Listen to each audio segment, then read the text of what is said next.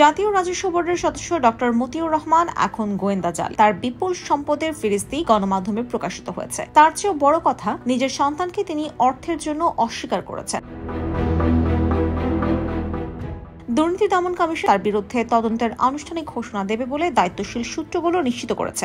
একাধিক গোয়েন্দা সংস্থা প্রাথমিকভাবে গণমাধ্যমে সেসব সংবাদ প্রকাশিত হয়েছে তার সত্যতা পেয়েছে। গোয়েন্দা সূত্র বলছে, মতি দেশে আছেন, তিনি যেন বিদেশে যেতে না পারেন সেজন্য সতর্ক অবস্থায় রয়েছেন তারা। যদিও এখন পর্যন্ত তার বিদেশ ভ্রমণের উপর নিষেধাজ্ঞা আরোপ করা হয়নি, কিন্তু একাধিক সূত্র বলছে মতিউর রহমান, যাকে তার সন্তান হিসেবে অস্বীকার করেছেন, সেই ইফাত এখন দেশে নেই। তিনি 2 দিন আগেই বিদেশ চলে গেছেন বলে দায়িত্বশীল সূত্রগুলো নিশ্চিত করেছে। তবে গোয়েন্দা সংস্থাগুলো বলছে ইফাত তাদের কাছে কোনো বড় বিষয় নয়। বিষয় হলো মতিউর রহমান। এনবিআর এর এই কর্মকর্তা কিভাবে বিপুল সম্পদের মালিক হলেন সেটি তদন্তের দায়িত্ব দুর্নীতি দমন কমিশনের। কিন্তু মতিউর রহমান যেন বেনজিরের মতো সটকে পড়তে না পারেন, বা তিনি যেন তার নামে বেনামে রাখা সম্পদগুলো বিক্রি বাট্টা করতে না পারেন, সেজন্য গোয়েন্দা নজরদারিতে রাখা হয়েছে মতিউর রহমানকে। শুধু দেশে নয়, বিদেশেও মতিউর রহমানের বিপুল সম্পদ রয়েছে বলে ধারণা করা হচ্ছে।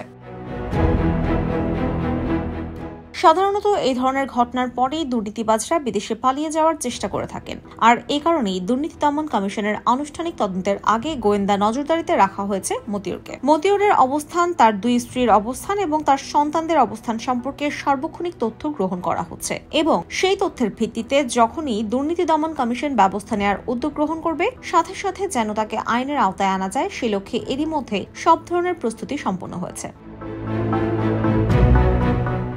দুর্নীতি দমন কমিশনের একটি সূত্র বলছে, এনবিআর এর সদস্য এবং কাস্টমস ও ভ্যাট আপিল ট্রাইব্যুনালের প্রেসিডেন্ট মতিউরের ব্যাপারে আনুষ্ঠানিক তদন্ত শুরু করতে পারে দুদক, এবং এক্ষেত্রে বেনজিরের মতো মতিউর রহমানের সম্পত্তির অনুসন্ধান করে সেই সম্পত্তিগুলো ক্রোক করার জন্য আদালতের শরণাপন্ন হতে পারে কমিশন। দুর্নীতি দমন কমিশনের একজন আইনজীবী বলেছেন যে এখনো পর্যন্ত গণমাধ্যম তার সম্পর্কে যেসব তথ্য প্রকাশিত হয়েছে তার আলোকে তারা তদন্ত শুরু করতে চান, এবং একটি সুষ্ঠু নিরপেক্ষ তদন্তের মাধ্যমে আসলেই মতিউর রহমানের অবৈধ সম্পদ রয়েছে কিনা তা উদ্ধার করতে চান। এর আগেও মতিউর রহমানের বিরুদ্ধে দুর্নীতি দমন কমিশন তদন্ত করেছিল, কিন্তু সে সময় তাকে ক্লিনচিট দেওয়া হয়েছিল কেন?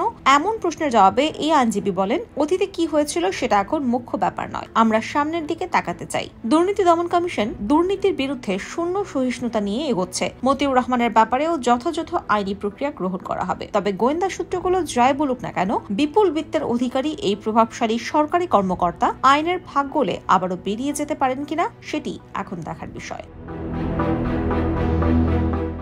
IBTV USA News Desk।